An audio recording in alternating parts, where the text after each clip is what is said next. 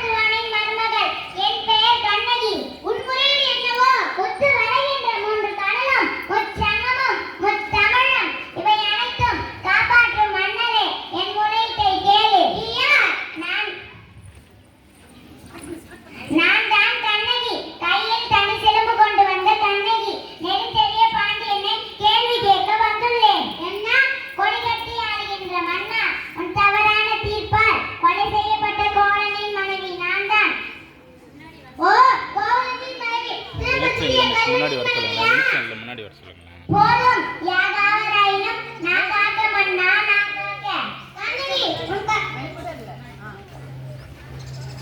கண்ணகி உன் கணவன் தரவில்லை. கண்ணகி உன் கணவன் கையில் இருந்தது அழைத்து கோபுரம் தேவியின் சிலம்பே. இல்லை கோலம் தேவியான என்னுடைய சிலம்பே. நம்ப முடியாது என்ன உன்னை யார் நம்ப சொன்னார்? குற்றவாளி நீ. நான் குற்றவாளியா? ஆம் நீ குற்றவாளி. அதனால் தீர்ப்பளிக்க உரிமை உன்னிடம் இல்லை. இதா இருக்கிறார்களே இவர்கள் அழைக்கட்டும் நல்ல தீர்ப்பை. சிலம்பை கோலம் செய்ததாக குற்றச்சாட்டு. அதற்கு மரண தண்டனை. வழக்குக்கு என்னம்மா ஆதாரமா? இதை இந்த சிலம்பே. இதோடு மற்ற சிலம்பைத்தான் என் கணவர் விற்க வந்தார். அவளைத்தான் கொண்டு விட்டீர்களே. அப்படியானால் தேவேந்திரன் சிலம்பு அதில் ஒன்று என்னுடையது. அதற்கு அடையாளம்? அடையாளம் வேண்டுமா? உன்னை குற்றவாளியாக்கி கொள்ள துடிக்கிறாயே. ஒரு சிலம்பு உன்னுடையதான் என்று நிரூபிப்பாயா? நிரூபித்து என்ன பயன்? வெட்டியட்ட தலையை ஒட்டி தருவீர்களா? உங்களால் முடியாது. மதுரை பாண்டியா உன் மனைவியின் சிலம்பில் முத்துக்களா மாணிக்கங்களா? முத்துக்கள், அதுவும் பொற்கள் முத்துக்கள். என் சிலம்பில் உள்ளவை மாணிக்க பறவுகள். அப்படியா? எங்கே பார்க்கலாம்? இதோ பார்த்தாயா முத்துக்களை? அடுத்த சிலம்பே.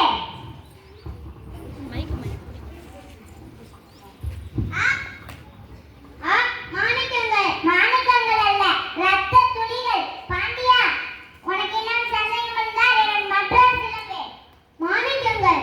நீ தலை குனிந்து நிற்பதை பார்த்து தமிழகமே சிரிக்கிறது. உன் வீரம் எங்கே? உன் கம்பீரம் எங்கே? எங்கே எங்கே? மன்னா தவறான நீதி வணங்கிய உனக்கு செங்கோல் எதற்கு?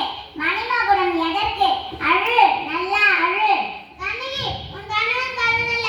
அவரது தீர்ப்பளித்த நாளே கல்வன். தமிழே, தாயகமே, என் தாயே, என்னை மன்னித்துவிடு.